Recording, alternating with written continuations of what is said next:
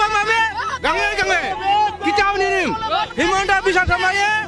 যে আইন বনাইছিলে নিজে খুশি খুশি এটা আইন সরকারের আইন নহয় সরকারের আইন যদি ন্যায় পাব লাগিলে ন্যায় ঢুকালে আকৌ দুনাই উঠাই খাই দিল এইটো কাৰণে আমি এইবাৰ পৰা কৈছো হিমন্ত শৰ্মা নিজৰ আইন বনাইছে আমি এনেকা এক টাইমত আইন বনাম আমি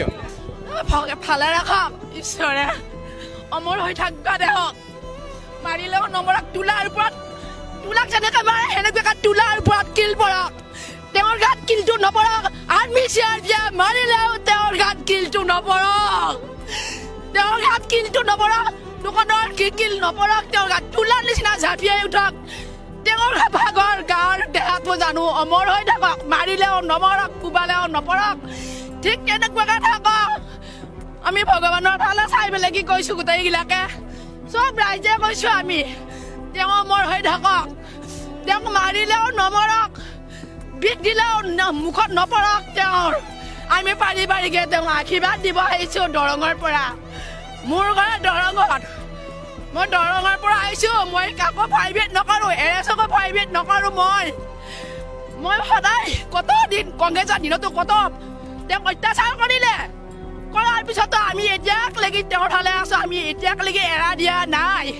কিয় এৰা দিম সহজ সৰল মানুহ এটাই ন্যায় বিচাৰ কৰা মানুহ এটাই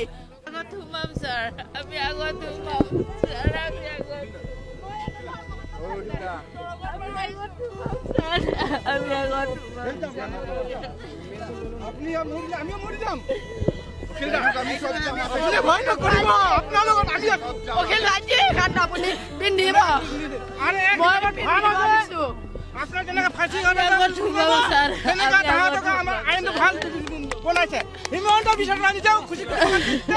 আমি বনাম এক টাইমত হিমন্ত গ্ৰেপ্তাৰ কৰিবলৈ কাৰণে আমাৰ হাজিৰ কৰিম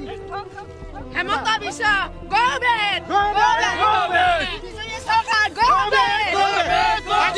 ঢোল কোবাম আমি গাঙে গাঙে কিতাও নিদিম হিমন্ত বিশ্ব শৰ্মায়ে যে আইন বনাইছিলে নিজে খুশি খুশি এটা আইন সরকারের আইন নহয় সরকারের আইন যদি ন্যায় পাব লাগিলে ন্যায় ঢুকালে আকৌ দুনাই উঠাই খাই দিল এইটো কাৰণে আমি এইবাৰ পৰা কৈছো হিমন্ত শৰ্মা নিজৰ আইন বনাইছে আমি এনেকা এক টাইমত আইন বনাম আমি ভালে ৰাখক ঈশ্বৰে অমৰ হৈ থাকবা দেহক মাৰিলেও নমৰক তোলাৰ ওপৰত তোলাক যেনেকৈ মাৰে সেনেকৈ তোলাৰ ওপৰত কিল পৰক তেওঁৰ গাত কিলটো নপৰক আৰ্মি চিয়াৰ দিয়া মাৰিলেও তেওঁৰ গাত কিলটো নপৰক তেওঁৰ গাত কিলটো নপৰক দোকানৰ কিল নপৰক তেওঁৰ গাত তোলাৰ নিচিনা ঝাপিয়াই উঠক তেওঁৰ ভাগৰ গাৰ দেহাটো জানো অমৰ হৈ থাকক মাৰিলেও নমৰক কোবালেও নপৰক ঠিক তেনেকুৱাকৈ থাকক আমি ভগৱানৰ ফালে চাই পেলাই কি কৈছো গোটেইগিলাকে চব ৰাইজে কৈছো আমি তেওঁ অমৰ হৈ থাকক তেওঁক মাৰিলেও নমৰক বিষ দিলেও মুখত নপৰক তেওঁৰ আমি পাৰিবাৰিকে তেওঁ আশীৰ্বাদ দিব আহিছো দৰঙৰ পৰা মোৰ ঘৰে দৰঙত মই দৰঙৰ পৰা আহিছো মই কাকো প্ৰাইভেট নকৰোঁ এৰেছকো প্ৰাইভেট নকৰোঁ মই সদায় কত দিন কংগ্ৰেছৰ দিনতো কত তেওঁক অত্যাচাৰ কৰিলে কৰাৰ পিছতো আমি এতিয়া